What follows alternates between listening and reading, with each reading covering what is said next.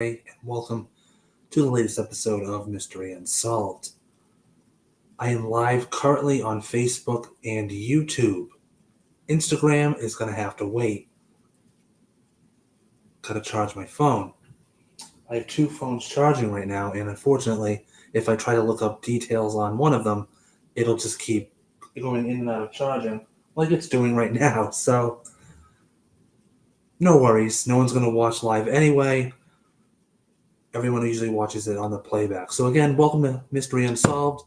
Tonight's episode, didn't mention it last week, it is the disappearance of the Malaysia Flight 370. This could also be the most current case I've ever done because this happened in 2014. Most cases happen that I do like 70 years ago. So the disappearance of Malaysia Airlines Flight 370. Without further ado, let's get into it. Malaysia Airlines Flight 370 was an international passenger flight operated by Malaysia Airlines that disappeared from radar on March 8, 2014, while flying from Kuala Lumpur International Airport in Malaysia to its planned destination in Beijing Capital International Airport in China. It has not been determined what caused its disappearance. So, right off the bat, I mean, this was like almost 10 years ago. So, we all remember. I mean, I'm sure you know where you were when you heard about this. You're like, wait a minute, planes still disappear? It's not 1925. And this is nowhere near the Bermuda Triangle. Let's make that abundantly clear. However, there is another triangle that exists, and I'm pretty sure it's near China and Malaysia, but I'm not going to name drop it because unless it gets mentioned,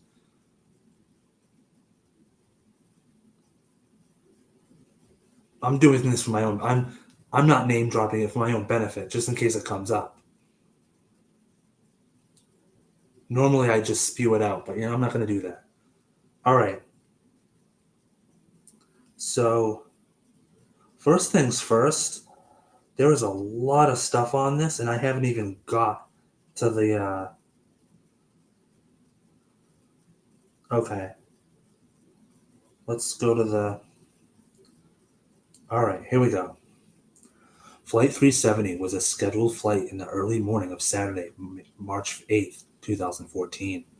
Like we said, from Kuala Lumpur, Malaysia to Beijing, China. It was one of two daily flights operated by Malaysia Airlines from its hub at Kuala Lumpur to Beijing Capital International Airport, scheduled to depart at 0:35 local time and arrive at 6:30 local time. On board were two pilots, 10 cabin crew, 227 passengers, and 14,296 kilograms of cargo. That's 31,517 pounds of cargo. So listen, European people believe in the metric system, and we don't. If you ask a European person, they'll tell you that we're stupid for not having the metric system. But to be honest, it makes no sense to me. Maybe it's because we don't use it. Anyway, totally unrelated. The planned flight duration was 5 hours and 34 minutes, which would consume an estimated 8,200,000 pounds of jet fuel. 82,000 pounds of jet fuel. The aircraft carried 108,200 pounds of fuel, including reserves.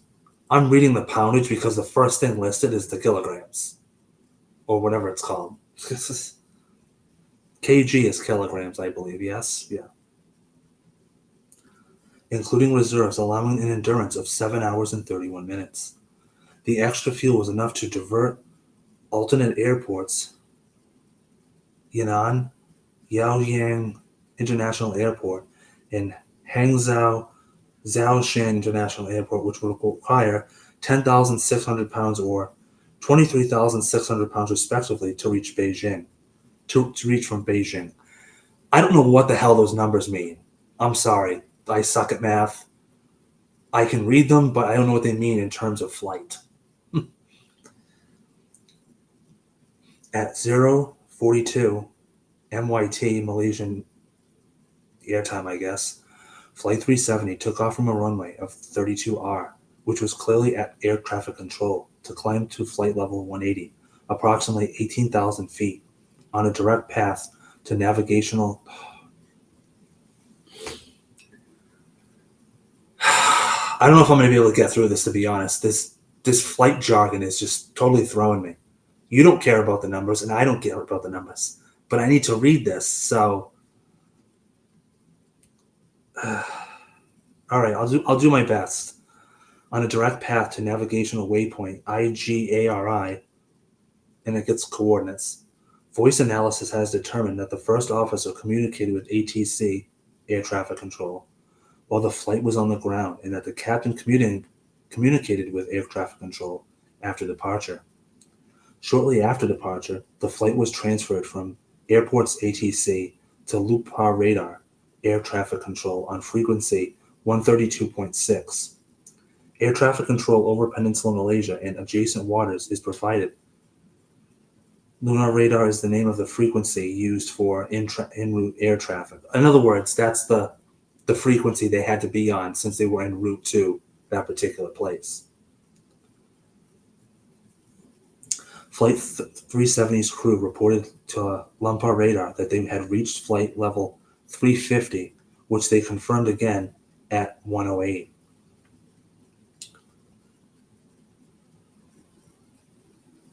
The aircraft's final transmission was automated position report, sent using the aircraft communications addressing and reporting system protocol at 106. Okay, that's weird. Does it go down? Again, don't throw numbers at me. This doesn't make sense. Among the data provided in this message was the total fuel remaining.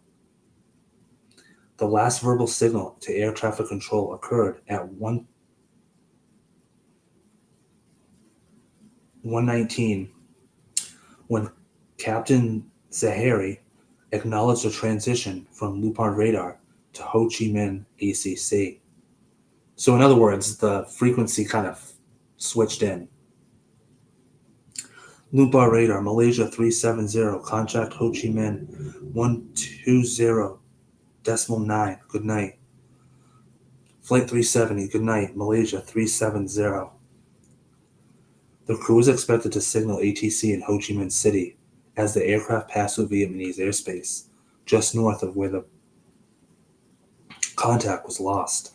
The captain of another aircraft attempted to contact the crew of Flight 370 shortly after 1:30, using the International Air Distress frequency to relay Vietnamese air traffic control's request for the crew to contact them. The captain said he was able to establish communication, but heard only mumbling and static.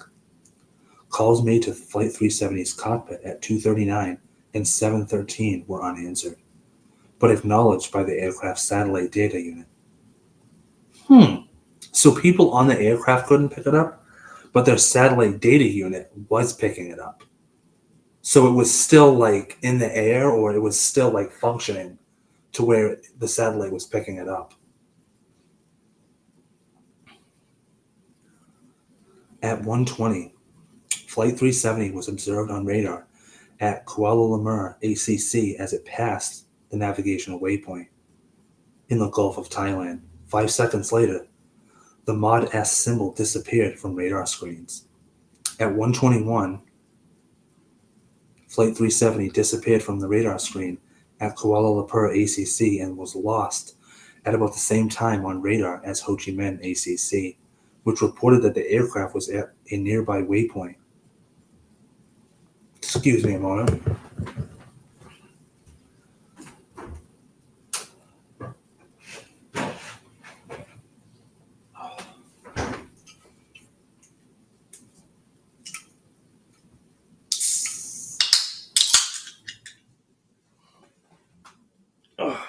Throat's getting dry.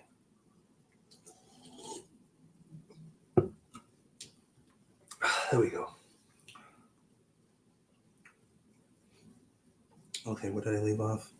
Okay, air traffic control uses secondary radar, which relies on a signal emitted by transponder on each aircraft. Therefore, the ADS-B transponder was no longer functioning on Flight 370 after 121.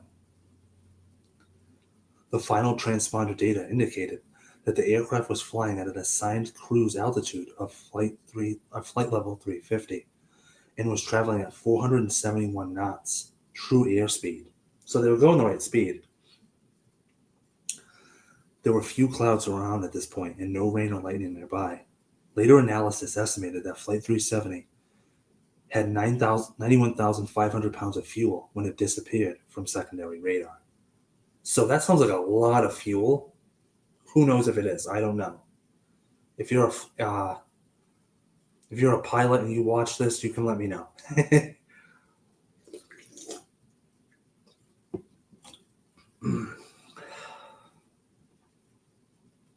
At this time, the transponder stopped functioning. The Malaysian military's primary radar showed Flight 370 turning right, but then beginning a left turn to a southwesterly direction.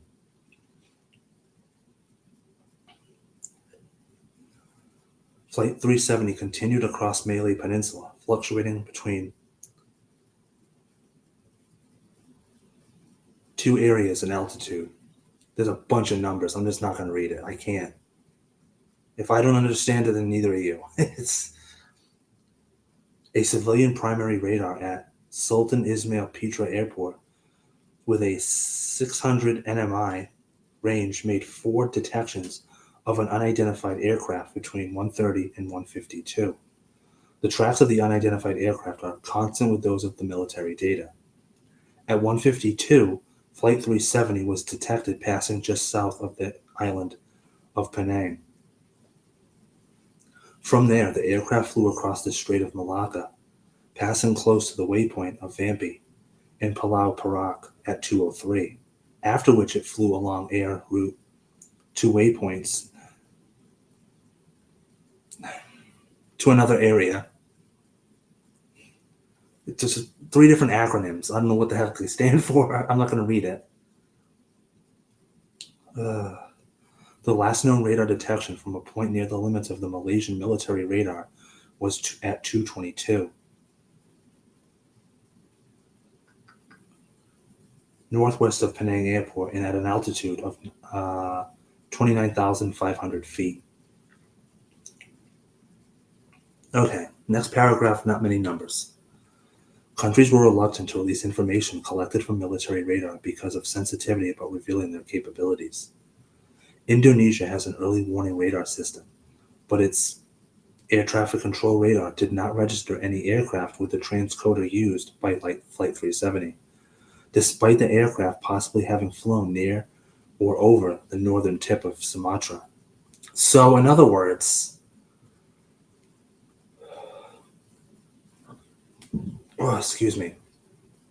In other words, countries don't have to give out like pinpoints if planes are flying near their radar. This is what it sounds like to me. And Flight 370 was near their airspace, and they're just like, let's just not report this. It's not our business. We're not going to do it. Little did they know they probably needed to report that.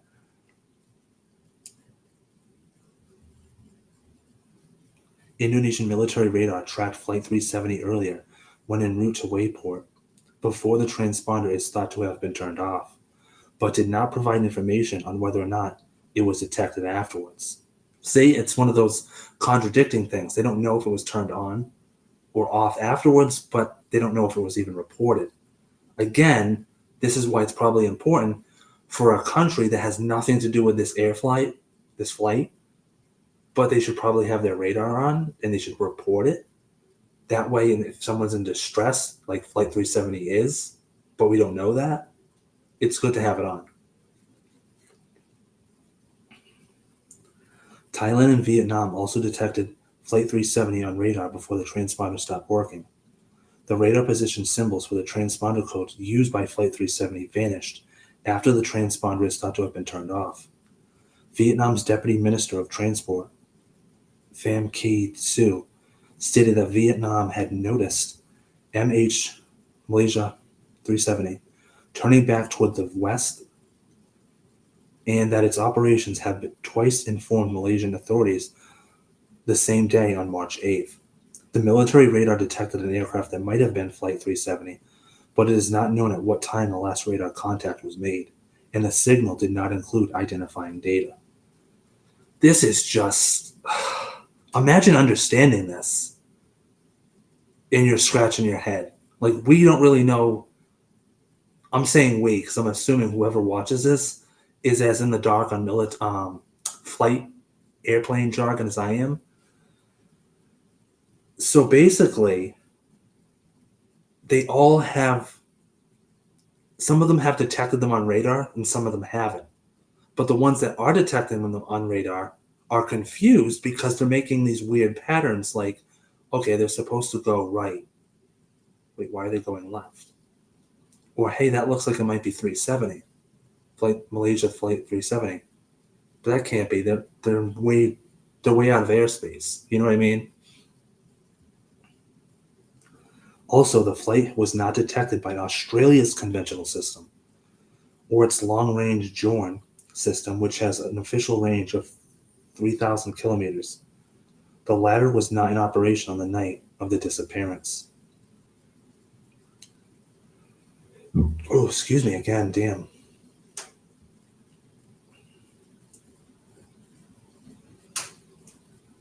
At 2:25, the Airlines satellite communication system sent a log-on request message, the first message since the ACAR's transmission at 107, which was relayed by satellite to a ground station, both operated by a satellite telecommunications company, Inmarast. After logging onto the network, the satellite data unit aboard the aircraft responded to hourly status requests from Inmarast and 2 ground-to-aircraft telephone calls, both unanswered by the cockpit. So that sounds like to me that the plane is still functioning. Like, it hasn't dropped. Like, it's still flying in the air somewhere. And the satellite is picking it up. And the satellite's transmitting the information it needs, which is, hey, people that are operating this plane, this flight, answer your cockpit, answer the phone. Nobody's answering. I think we can at least just establish that. That makes sense to me. The final status request and aircraft acknowledgement occurred at 8:10, about 1 hour and 40 minutes after the flight was scheduled to arrive in Beijing. The aircraft sent a log-on request at 8:19, which was followed after a response from the ground station by a log-on acknowledgement message at 8:19. The log-on acknowledgement is the last piece of data received from Flight 370. The aircraft did not respond to a status request from Inmarast at 9:15. So what that tells me is they're sending out all the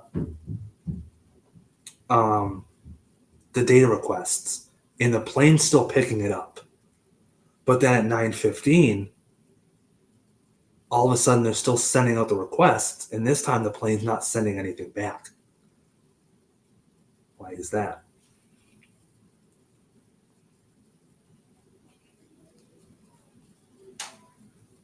There's a lot of jargon in here. I'm trying to find something that's good here. All right. Presumed loss.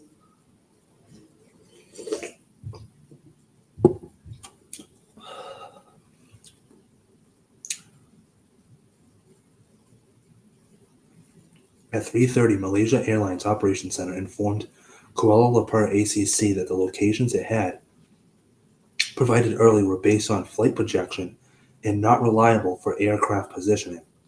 Over the next hour, Kuala Lumpur ACC contacted Ho Chi Minh ACC, asking whether they had signaled Chinese air traffic control. At 5:09, Singapore Air Traffic Control was queried for information about Flight 370. At 5:20, an undisclosed official contacted Kuala Lumpur requesting information about Flight 370. He opined that, based on known information, Flight 370 never left Malaysian airspace.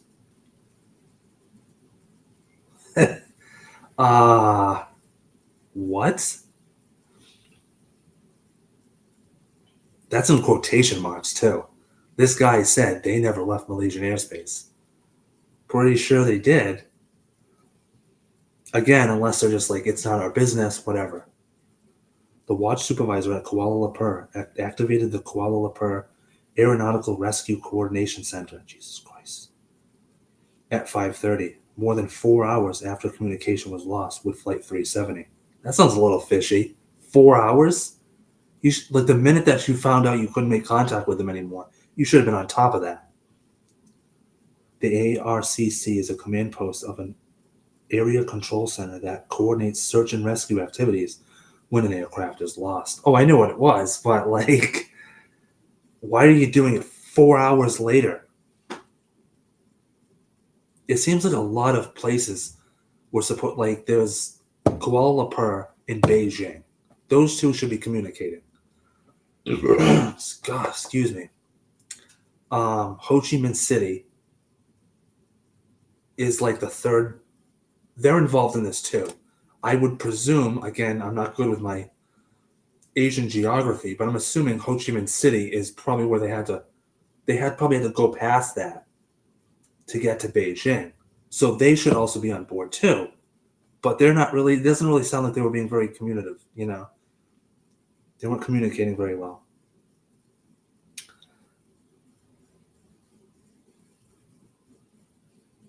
Malaysia Airlines issued a media statement at 7:24, an hour after the scheduled arrival time of the flight at Beijing, stating that the communication with the flight had been lost by Malaysian ATC at 2:40 and that the government had initiated a search and rescue operations. The time when contact was lost was later corrected to 1:21. Which is it? Neither the crew nor the aircraft's communication systems relayed a distress signal, indications of bad weather or technical problems before the aircraft vanished from radar screens. But you said that they said it was fine. On March 24th, Malaysian Prime Minister appeared before media at 2200 hours local time to give a statement regarding Flight 370, during which he announced that he had been briefed by Air Accidents Investigation Branch that it and MRS, the satellite data provider, had concluded that the airline's last position before it disappeared was in the southern Indian Ocean. As no places exist where it could have landed, the aircraft must therefore have crashed into the sea. Well, I'm glad they could establish that through all the coordinates, radar, and not appearing on radar. Just before Najib spoke, that's the Prime Minister, an emergency meeting was called in Beijing for relatives of Flight 370's passengers. Malaysia Airlines announced that Flight 370 was assumed lost with no survivors. It notified most of the families in person or via telephone, and some received SMS in English and Chinese, informing them that the aircraft likely had crashed with no survivors. On January 29, 2015, that's a year later, mind you, the Director General of the Department of Civil Aviation Malaysia. God, there's so many places. I'm not even gonna attempt this man's name. Let's just call him as Abdul Rahman, which his first name is unpronounceable. And I'm usually good at pronouncing names. As Abdul Rahman announced that the status of Flight 370 would be changed to an accident in accordance to the Chicago Convention on International Civil Aviation, and that all passengers and crew are presumed to have lost their lives. I don't really get what that means. Like, how can you change it?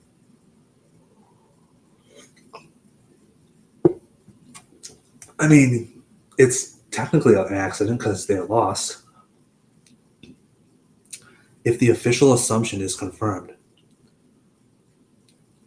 Flight 370 was, at the time of its disappearance, the deadliest aviation incident in the history of Malaysian Airlines, surpassing the 1977 hijacking and crash of Malaysian airline system Flight 653 that killed all 100 passengers and crew aboard, and the deadliest involving a Boeing 777 a 777, sorry, surpassing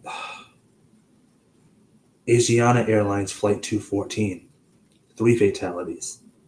Does it really matter whether or not it surpassed it as the deadliest? It's lost. Did these two other things crash? You know what I mean? Like, in both categories, Flight 370 was surpassed 131 days later by Malaysia. Wait, hold on. In both of categories, Flight 370 was surpassed 131 days later by Malaysia Airlines Flight 17, another Boeing 777, which was shot down on July 17, 2014, killing all 298 people aboard. I don't remember hearing about that. The news media reported several sightings of an aircraft fitting the description of a missing Boeing 777. For example, on March 19th, 2014, CNN reported the witnesses, including fishermen, an oil rig worker, and people on the Kuta Huvadulhu atoll in the Maldives, saw the missing airliner. A fisherman claimed to have seen an unusually low-flying aircraft off the coast of Kota Baru, which an oil rig worker southwest of Vu Tang claimed he saw a burning object in the sky that morning, a claim credible enough for the Vietnamese authorities to send a search and rescue mission. An Indonesian fisherman reported witnessing an aircraft crash near the Malacca Straits. There's 3 different things going on here, okay? One plane is flying way too low. Another one's on fire. And this one it crashed. Are they all the same? Is it Flight 370?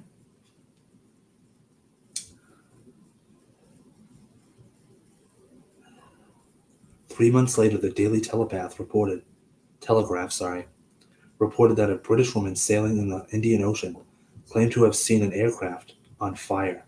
So we got 2 fires, 1 crash, and 1 flying way too low.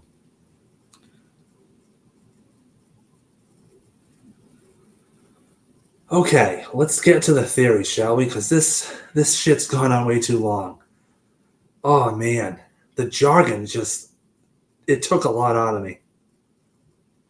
All right, what do we think happened to this freaking flight, huh? Let's get to it. Murder/suicide by pilot. Okay, I gotta tell you, if I had 5 theories, the pilot killing himself is not in my top 5. It's not in my top 10. Might be in my top 15, but let's get to it. Malaysian police searched the homes of the pilots and seized financial records of all 12 crew members.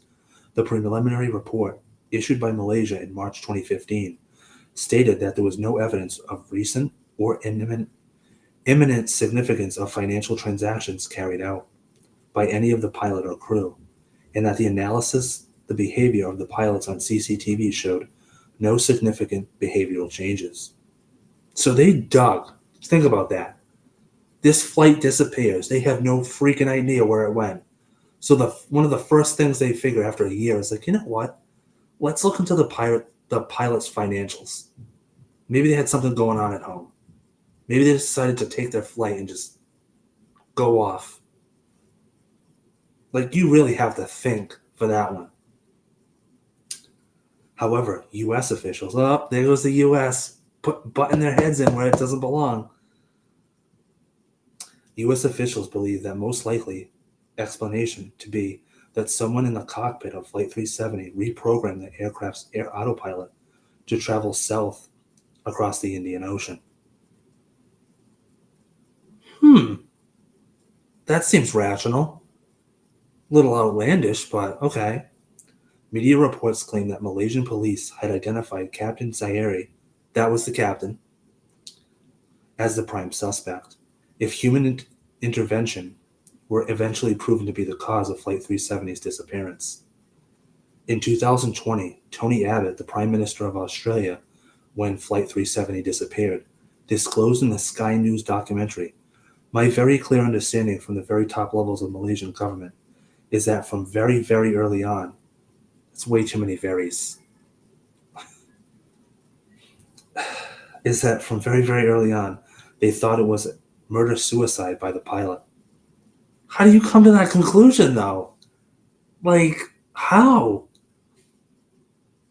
The murder-suicide theory is consistent with the suggestion by retired British aviation engineer Richard Godfrey that the flight path of the aircraft could be plotted by analysis of the disruption to weak signal propagation reporter signals on the day in question. It was reported in March 2024. That's now 10 years later. That was literally a month ago. Literally a month ago. So they backed up on this.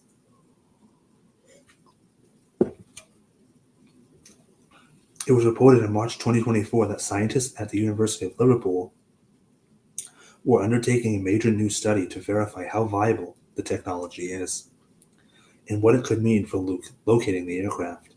However, Nobel Prize laureate Joseph Houghton Taylor Jr. I do not believe that historical data from the WSPR network can provide any information useful for aircraft tracking, specifically relating to Flight 370. Taylor stated, "It's crazy to think that historical WSPR data could be used to track the course of an ill-flighted Flight 370, or for that matter, any aircraft flight."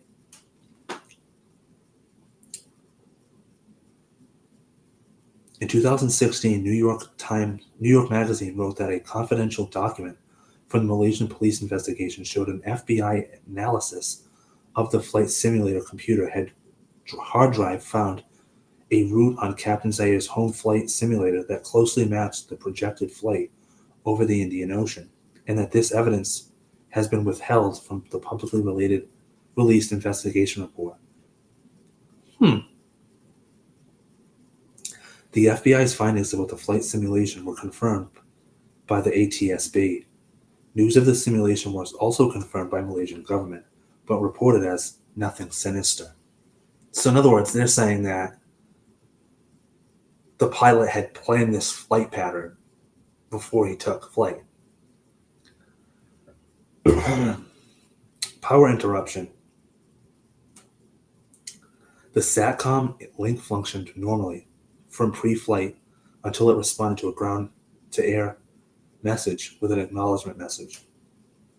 The power was lost to the satellite data unit. Jesus. The final report said it is likely that the loss of communication prior to the diversion is due to the systems being manually turned off or power interrupted to them. Malaysian Prime Minister said it was clear that the radar transponders in the flight data transmission system were turned off deliberately by someone trying to hide the plane's position and heading. Interesting. At 2:25, the aircraft's SDU rebooted itself and sent a logon request. Huh. That's interesting. All right, how many more? All right, we got 3 more. Man, this is a doozy, huh? Passenger involvement.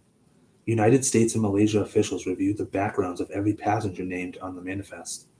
One passenger who worked as a flight engineer for a Swiss jet charter company was briefly under suspicion as a potential hijacker because he was thought to have had the relevant aviation skills. A modern-day D.B. Cooper, is that what we're thinking? 2 men were found to have boarded Flight 370 with stolen passports, which raised a suspicion in the media aftermath of its disappearance. Man, they looked into everything. When this plane, back in the day, like if a plane went missing, that they spent maybe 5 days looking for it, and that was it. Nowadays, they do background searches on all the people, everything.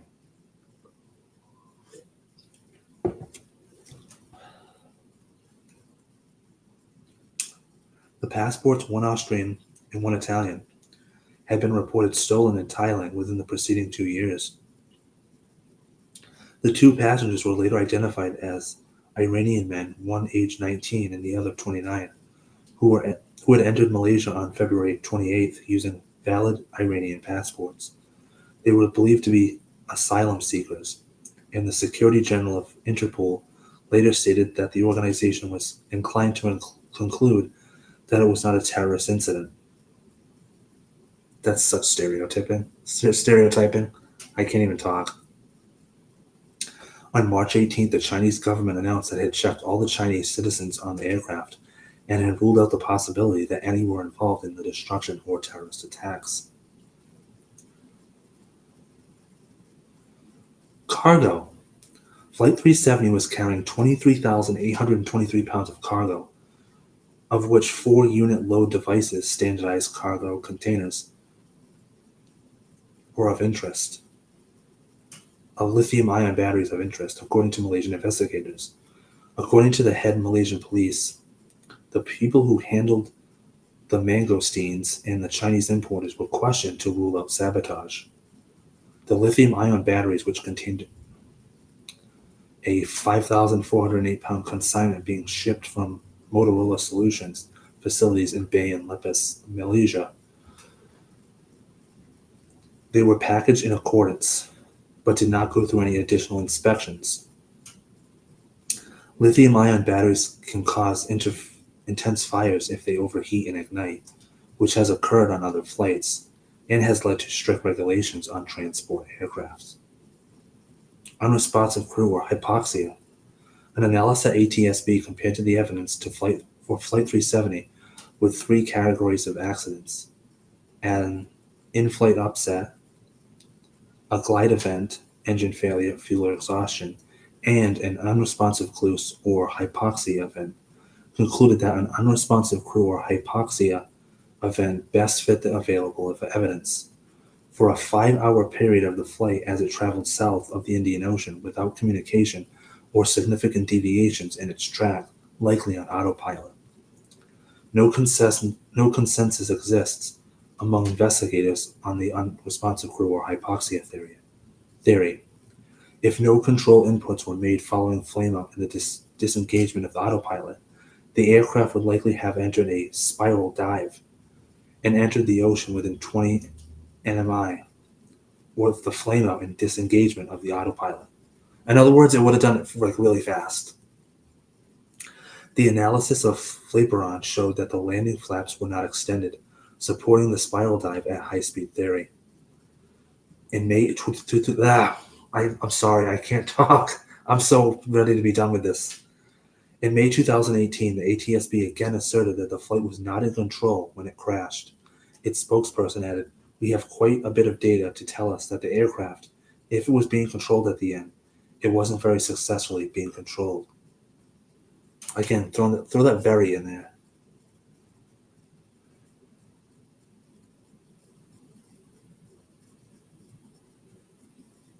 Man, huh? All right. I apologize. I did not realize how much of a conundrum this episode would be. In basic words, what do we think happened? Did it crash? The first thing we have to establish here is, was it sabotage? Did the pilot sabotage it? Or did somebody on the plane put it on autopilot to make it turn off, to sabotage it? Was it just a engine malfunction, maybe? They didn't even rule that. Look how much jargon I went through, and there was no mention of the engine. Everything seemed fine. I don't know. I don't know what happened. I'm trying to process that. So let's come up with our theories here. Number 1, murder/suicide by the pilot. I'm going to rule that one out. I call bullshit on that because they didn't find enough evidence to suggest that, and it just seems like a really weird theory. I mean, yes, they found that thing at his house, but even then, I don't see it. I think there was a malfunction. I think that somebody noticed the malfunction, and that they pressed, a lever or a button thinking that they were going to fix it, but they actually made things worse. And by doing so, Malaysia Flight 370 is now forever lost. Did it crash? Or, as I mentioned in the beginning, I was going to name drop it. Did it actually go into the Devil's Triangle, which is actually located in Asia because every single ocean seems to have a triangle, or every place for that matter. But maybe it went to the Devil's Triangle. And like many planes, it no longer exists. I do hope you enjoyed a little bit of tonight's Mystery Unsolved episode, the disappearance of Malaysia Flight 370. Like I said, the two theories here are murder/suicide by the pilot, or it was just a simple malfunction on the plane, and I think somebody tried to fix it and ended up making it worse. Which to me makes a lot more sense.